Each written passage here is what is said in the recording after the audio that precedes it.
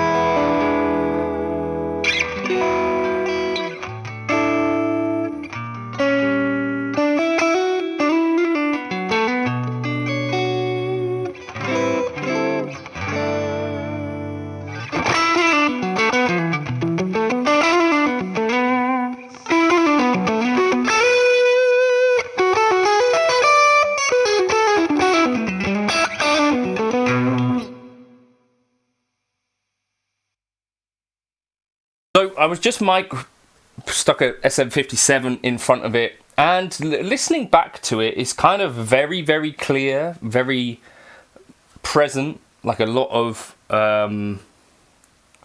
brightness to it. I wouldn't say it, to me, sounds like my favourite sort of tone ever. I was absolutely blown away by it into the load box though, and kind of it just got me thinking, like, a tube amplifier is like a little bit too inconvenient for 2025 is kind of the question.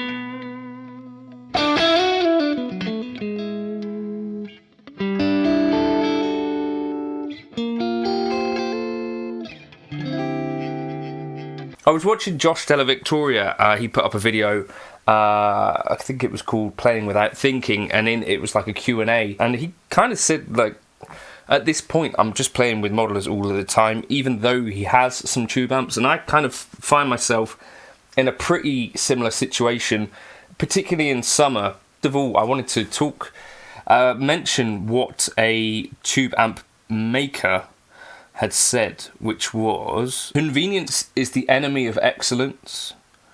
The easy road often leads to a dead end. When you settle for convenience, you often sacrifice craftsmanship. We trade quality for speed, depth for ease, and wonder why we feel so unsatisfied. Fast food is never fine dining." That was the way that he signed off an email that I was just asking him about a couple of things. And it's kind of I think he's got a fair point there. And there is this thing, I think, where for a lot of guitarists, like the tube amp has just become essentially too inconvenient to really use anymore.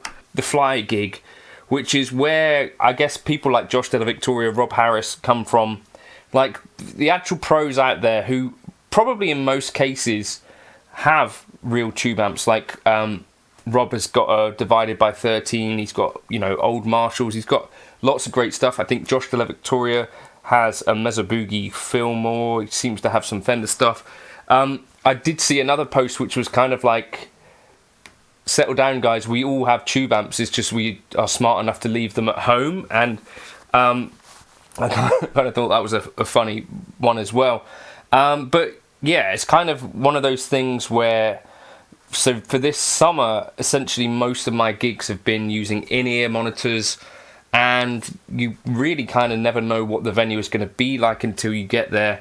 And I did actually have a nightmare gig, which was using a Fractal FM9 and a Tonex cab, but the kind of shed, whatever you want to call it, that we were in, on the back of it, they'd sort of clad the wall. It was almost like they put a stage up against the wall, like it was a bit of wood with a space behind it, and it kind of worked as just a bass trap. And so my cab, like next to that wall, it just meant that I had loads and loads and loads of low end that was just shooting up the sides of the wall. So that was not ideal anyway.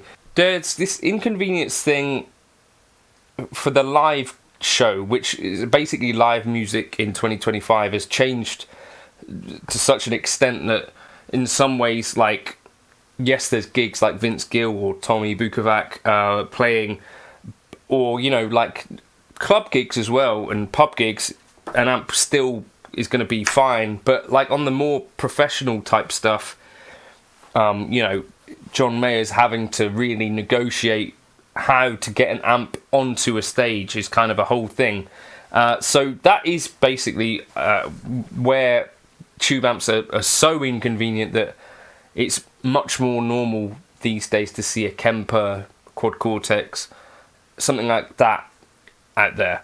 At home, it's kind of also inconvenient. So if you live in a normal house, or if you live with a family, you know, something like even a Deluxe Reverb that's a 22 watt amp on 10, which is obviously like a bit of an extreme setting anyway, but it's just not really sensible to be doing this. I guess maybe people that still love tube amps might be deaf. Not because you're not hearing other bits and pieces and you're not right about them being superior to modelers in many ways, but because you're playing with something that's very loud. And here's another thing actually, whenever I'm gigging live, I have in-ears in and I have a loud drummer next to me. Am I really hearing the nuances and feeling the nuances that I feel like I can pick things apart in an A/B test at home? That's a real question, because I put in, if I'm not using in-ears, I put in earplugs anyway because I don't want to go fully deaf. By that point, I could be plugged into whatever, and I think the tone is just going to be what it is. You know, can I hear myself is the main thing. And I think that is actually one of the key things that is more important than anything else, and is almost as inconvenient anyway. If you're using a modeler live, I think to get the best experience, you probably need to have some sort of stage volume, and in which case it could be an amp, right? Yes, it's inconvenient, but maybe that's okay. So if I was recording like an album or something like that, this is one of the other things that Josh said, that he can come to a song that he's been working on for 2 years, 3 months, whatever, because of the way that digital plugins and modelers work, you can be fairly confident that you can come back to any tune, plug in the guitar that you were using, and come back to it and have the same tone. That's not really possible in the same way in amps, with amps and mics. The real pro guys in Nashville seem to have basically like a room somewhere else where they're able to kind of mic up an amp, or Tim Pierce has this as well. They have like a cab room somewhere in the house and just run like a cable through. So I think that is like the the most ideal way to sort of tame a tube amp, right, for 2025. But obviously most of us probably don't live in a house where we can just stick a cab somewhere else. Maybe I should stick one in Elodie's room, just so that I can dial in my tones better and not be distracted by the loud noise in this room. But yeah, maybe they are getting a little bit too inconvenient, and maybe that's why people are choosing other stuff. Things that can help to mitigate that, I think using a load box, to me, is actually my preferred way of using a tube amp. I bought a Fractal X, Fractal power station, and to me, attenuating things down and miking them up is not particularly predictable either. Whereas at least with the load box, I can predict what it's going to sound like because I can just use an IR that I know sounds good for me. So that's kind of how I've tamed the tube amp for me in 2025. But yeah, I feel like I'm probably missing out, like a lot of people in some regards, just because it's more convenient not to do it. And it's kind of a shame, but it is what it is. Another thing that's inconvenient is my buddy Jake has had his amp with the same tech, trying to get it repaired now for about a year. So these things do go wrong, probably even more so if you run them on 10. And these days it's kind of difficult in the southwest to find someone who's going to repair them. So that's another thing to worry about with your tube amps in some regards. They sound good though, don't they?